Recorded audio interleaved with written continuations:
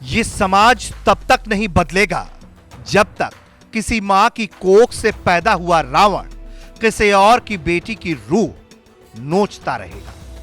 हर बार कोई मासूम बच्ची जब गायब होती है तो एक मां की धड़कन रुक जाती है, पर समाज की संवेदनाएं नहीं हिलती। बहराइच की सड़कों पर खेलती 4 बच्चियां जो सिर्फ टॉफी बिस्किट की मासूम सी ख्वाहिश लेकर अपने घर से निकली थी। क्या पता था कि उन्हें जिस मुस्कुराते चेहरे ने बुलाया वो एक दरिंदा है, इंसान के भेष में छिपा राक्षस। 32 साल का अविनाश पांडे, जिसे अब सब सिंपल के नाम से जानते हैं। नाम में मासूमियत, दिल में हैवानियत। इसने इन बच्चियों को जंगल ले जाकर उनके साथ जो किया वो सिर्फ बलात्कार नहीं था, वो समाज की आत्मा की हत्या थी। 32 साल का अविनाश पांडे उर्फ सिंपल, नाम तो ऐसा कि बच्चों को दोस्त लगे, पर असल में वो इंसान की शक्ल में एक दरिंदा था। 4 मासूम बच्चियों को टॉफी बिस्किट का लालच देकर जंगल में ले गया और फिर उनके साथ दरिंदगी की सारी हदें पार कर दी। उसके मोबाइल से मिली बच्चियों की नग्न और आपत्तिजनक तस्वीरें, हर तस्वीर इस देश की हर सरकार, हर प्रशासन, हर समाज और हम सब के चेहरे पर तमाचा है।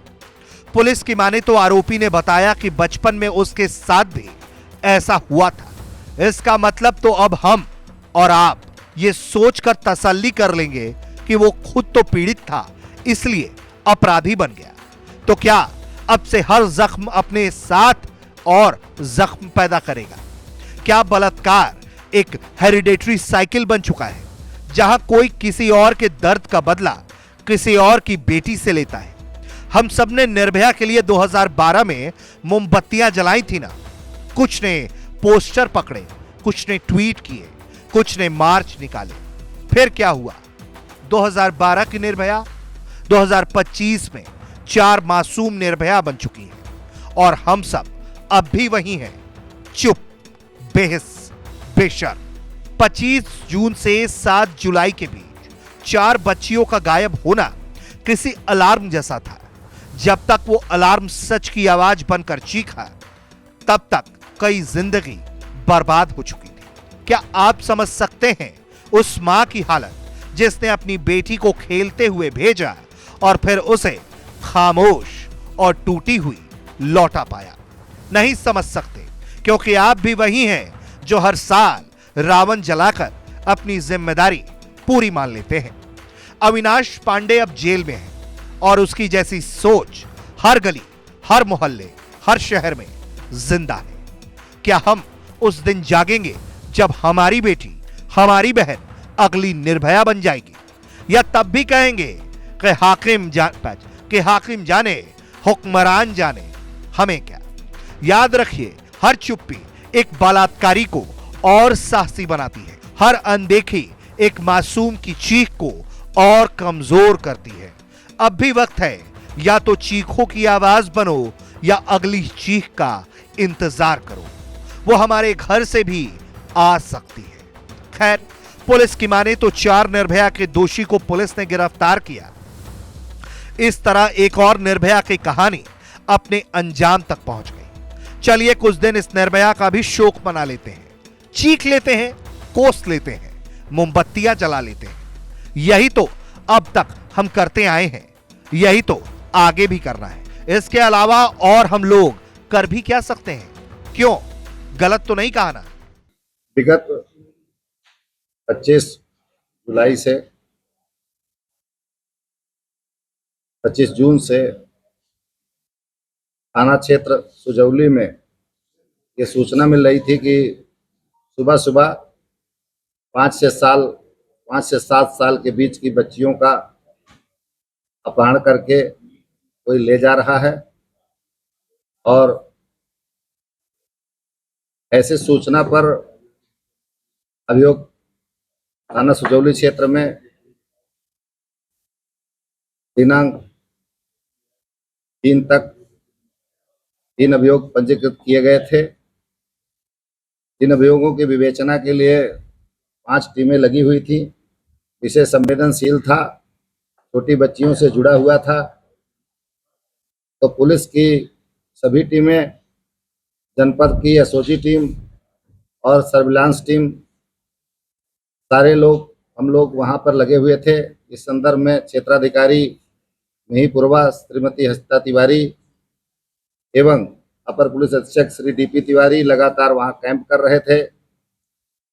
जो बच्ची पीड़ित थी, उसके बताने के आधार पर घटना स्थल का निरीक्षण किया गया और प्रत्येक जहां जहां उसको बच्चियों को ले जाया जा रहा था, उन स्थानों का उसने निरीक्षण कराया। पूरी स्थिति के आकलन से हम लोग इस निष्कर्ष पर पहुंच रहे थे कि घटना स्थानीय किसी व्यक्ति द्वारा की जा रही है। इसी क्रम में एक अभियुक्त जिसका नाम अविनाश पांडे है, उसके बारे में जानकारी प्राप्त हुई। स्थानीय रूप से जो जनता है उसके बीच में से इसके गुणधर्म को मिलान किया गया, जो कि बच्चियों द्वारा बताए गए हुलिया के अनुसार इसका मिलान हो रहा था। उसके बच्चियों द्वारा जो हरकत बताई जा रही थी कि इसके हाथ में टैटू का निशान है, 2 मोबाइल रखता है और इसके अलावा शराब पीता है, इन सभी लक्षणों के मिलान के आधार पर मुखबिर ने पुलिस को बताया। स्थानीय रूप से उसका वेरिफिकेशन किया गया। इसमें ये अविनाश पांडे नामक लड़का, जिसकी उम्र 25, 26, 27 साल की है आसपास की, इसको पकड़ा गया तो उन बच्चियों द्वारा बताए गए हुलिया का आधार उसका पूरा मिलान हुआ। भागने की कोशिश किया तो इसको दौड़ा कर पकड़ा गया। इसके पास से मोबाइल बरामद हुए। 2 मोबाइलों के खोजबीन में ये सभी बच्चियों की नग्न तस्वीरें इसमें मोबाइल से प्राप्त हो गई, जिससे इसके द्वारा घटना कारित किए जाने का प्रथम दृष्टया साक्ष्य प्राप्त हो गया। गंभीरता से पूछताछ करने पर इसने ले जाकर के समस्त स्थलों से बरामदगी करवाया, जिसमें पीड़िता के कपड़े, इसके कपड़े, टेट्रा पैक जो शराब दिया था उसका जो टेट्रा पैक, खाली टेट्रा पैक, इस तरह से तमाम चीज़ें जो घटनास्थल में प्रयुक्त हो रही थी। एक साइकिल पर बच्चियों को उठाता था, उस साइकिल की बरामदगी हुई और समस्त चीज़ों से, समस्त प्रकार की पूछताछ से इसके द्वारा घटना को अंजाम किया जाना स्वीकार किया गया। घटना के बारे में, इस तरह की घिनौनी हरकत करने के बारे में कारण पूछने पर बताया कि हमारे साथ बचपन में इस तरह का कृत्य हुआ था, जिसकी वजह से मुझे विश्वास था कि बच्चे किसी से नहीं बताते, इसलिए मैंने इस ग्रुप को चुना था और अपनी सेक्सुअलिटी की मानसिकता से इनको मैं सबको उठाता था और फिर अपना कार्रवाई करके मैं फिर इनके साथ बड़ी संवेदनशीलता के साथ एक बच्ची को कपड़ा भी खरीद करके दिया, नहलाया धुलाया भी, जो कि पूर्व में बच्ची ने बताया, इसने भी उस बात को बताया, जिसकी वजह से इसके घटना के समय बड़ी कठोरतापूर्वक व्यवहार करता था और घटना के बाद उन बच्चियां किसी को बताएं ना, कहीं कोई बात लीक ना हो, इसलिए उनको खिलाता पिलाता था। उनके लिए टॉफ़ी, चॉकलेट इत्यादि का माध्यम से उनको खुश करता था। हम लोगों ने हमारी पुलिस टीम ने बहुत संवेदनशीलता के साथ इस घटना में अपना रात दिन लगा करके इसकी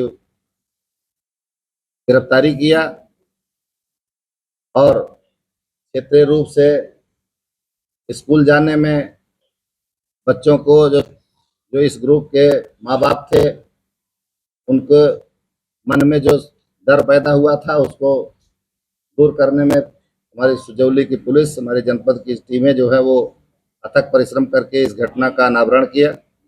मैंने जो पुलिस टीम है उसको पुरस्कार प्रदान किया है। साथ ही इस घटना में जो हमारे 2 ऑफिसर्स ने क्षेत्राधिकारी मिहीपुरवा और श्री डीपी तिवारी अपर पुलिस अधीक्षक ने जो अति महत्वपूर्ण संवेदनशीलता के साथ कार्य किया, अपना नेतृत्व प्रदान किया, इस वजह से इनको हम प्रशंसा पत्र हम निर्गत किया और उच्च अधिकारियों के पास भी इस प्रकार की रिपोर्ट्स हम लोग भेज रहे हैं। बहराइच से रामबरन चौधरी की रिपोर्ट, यूपी तक।